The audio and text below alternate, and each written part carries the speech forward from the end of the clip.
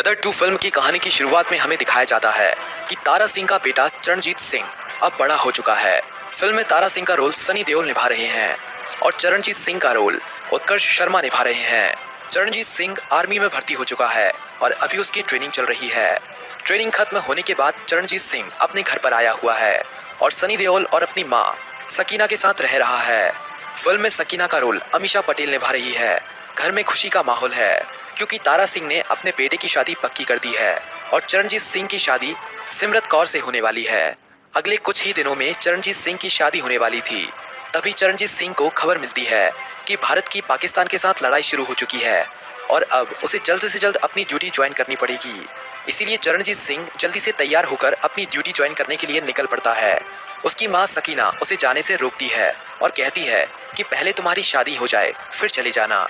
लेकिन चरणजीत सिंह कहता है कि मैं अपने देश को छोड़कर अपनी खुशियों के बारे में नहीं सोच सकता। इतना कहकर चरणजीत सिंह अपने घर से चला जाता है।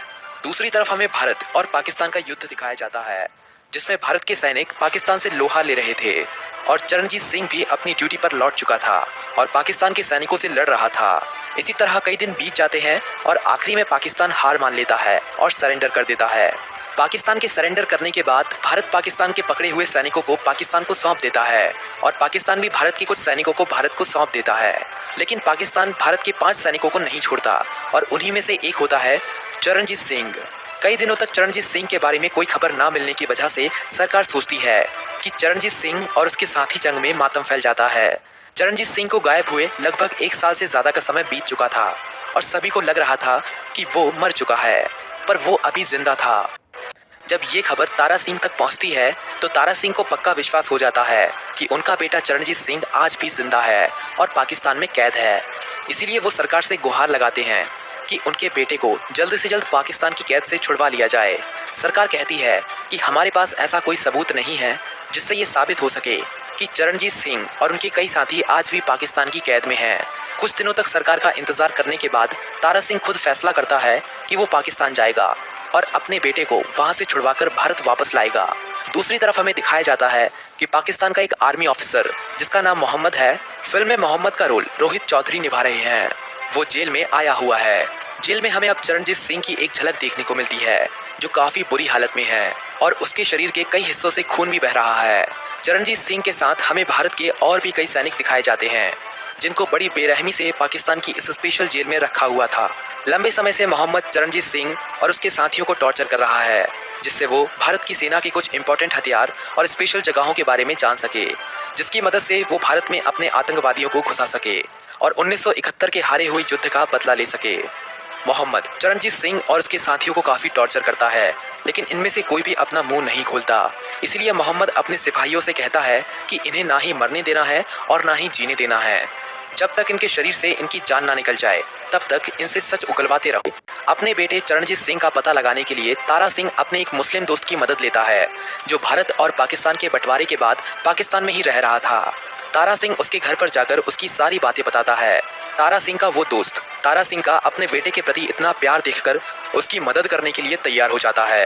तारा सिंह का वो मुस्लिम दोस्त अपने उस बड़े आर्मी ऑफिसर दोस्त को अपने घर पर एक दिन खाना खाने के लिए बुलाता है। उस दिन तारा सिंह भी वहां पर मौजूद होता है। तारा सिंह बातों बातों में उस ऑफिसर से अपने बेटे की उस जेल के बारे में पूछता है जहां पर उसको कैदी बनाकर रखा गया था। वो ऑफिसर बताता है कि भारत के पकड़े हुए आर्मी जवानों को पाकिस्तान की एक अंडरग्राउंड जेल में रखा जाता है जो हाई सिक्योरिटी एरिया में है। इस जगह पर आर्मी के अलावा किसी को भी नहीं जाने दिया जाता। तारा सिंह को अपने बेटे के ठिकाने का तो पता चल जाता है लेकिन वहां तक पहुंचा कैसे जाए। तारा सिंह उस जेल में जाने का प्लान बनाने लगता है। तारा सिंह प्लान बनाता है लेकिन तारा सिंह को चरणजीत सिंह के बारे में कोई खबर नहीं मिलती। तभी उसको एक जवान के चिल्लाने की आवाज़ आती है जिसको ज़मीन के अंदर कैद करके रखा गया था। तारा सिंह उस अंडरग्राउंड जेल का दरवाज़ा खोलता है तो उसे भारत के कुछ जवान दिखते हैं और उन्हीं के बीच में होता है चरणजीत सिंह। चरणजीत सिंह की इतनी बुरी हालत देखकर तारा सिंह भी वहाँ पर रोने लगता है और उनसे कहता है कि घबराओ मत, मैं आ गया हूँ। मैं अब हर एक जवान को वापस भारत ले जाऊँगा। तारा सिंह एक एक जवान को वहाँ से निकालना शुरू करता है और आखिरी में चरणजीत सिंह को लेकर वहाँ से निकल जाता है। बीच में कुछ जवान तारा सिंह को देख लेते हैं और उनका पीछा करने लगते हैं। तारा सिंह उन सभी भारत के जवानों को आगे भेज देता है और जो पाकिस्तान के जवान इनका पीछा कर रहे थे उन सभी जवानों को वहीं पर मार देता है।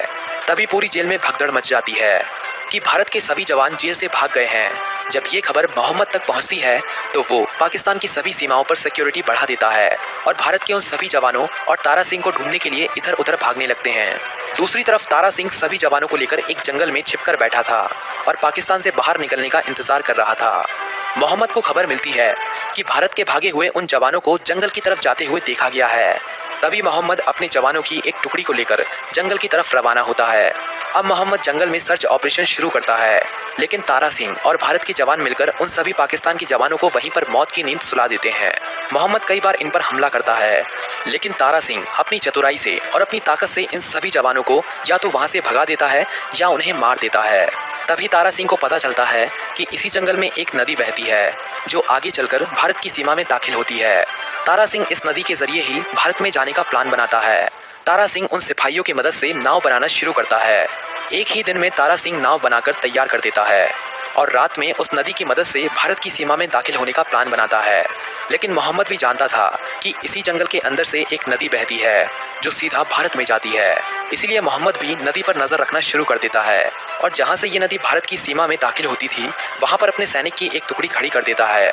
अब तारा सिंह अपने सभी जवानों को रात में उस नदी की मदद से भारत की सीमा में दाखिल होने ही वाले थे, तभी मोहम्मद के जवान इन्हें देख लेते हैं और उन पर हमला शुरू कर देते हैं। लेकिन तारा सिंह और भारत के वे जवान जो पाकिस्तान की सेना से हथियार छीने थे उन्हीं से इनके ऊपर हमला शुरू कर देते हैं। अब ये भारत की सीमा से थोड़ी दूरी पर ही थे, तभी मोहम्मद भी वहां पर पहुंच जाता है और अब तारा सिंह और मोहम्मद का आमना सामना होता है। तारा सिंह मोहम्मद को मार देता है और भारत की सीमा में दाखिल हो जाता है।